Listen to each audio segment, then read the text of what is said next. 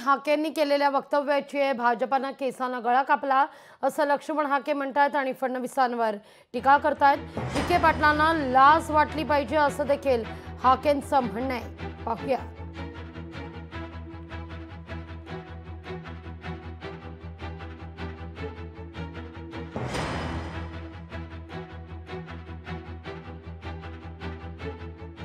मुख्यमंत्री महोदय, आमच्या ओबीसी बांधवांच्या मनामध्ये राग आहे।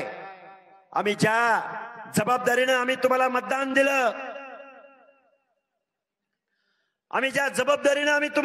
दिलं, आमच्या तांड्यावरून, वाड्यावरून, वस्त्यावरून, भटक्यांच्या घरामधून, पालामधून, गावगाड्यातल्या बलुत्याच्या आलुत्याच्या घरामधून, अरे या जरांगेच्या आणि जरांगेला सपोर्ट करणाऱ्या माणसाला विरोध करण्यासाठी म्हणून आम्ही तुम्हाला मतं दिली।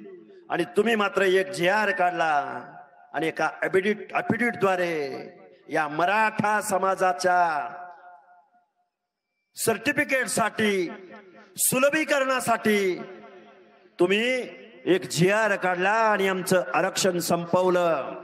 अरे ही राज्यकर्ती जमात तुम्ही आमच्या भटक्यांच्या, ओबीसींच्या, बलुत्याच्या, आलुत्याच्या झोपड्यामध्ये घुसवली तुम्ही।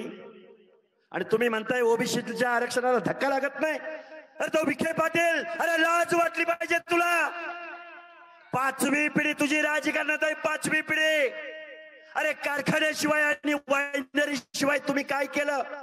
माझ्या अहिल्यानगर जिल्ह्यामधला माझा माळी समाज, धनगर समाज, वंजारी समाज, पिढ्यान पिढ्या माझ्या गोपीनाथराव मुंडेंनी सांगितलं, हा महाराष्ट्र आपल्याला चालवायचा आहे, हा महाराष्ट्र आपला आहे।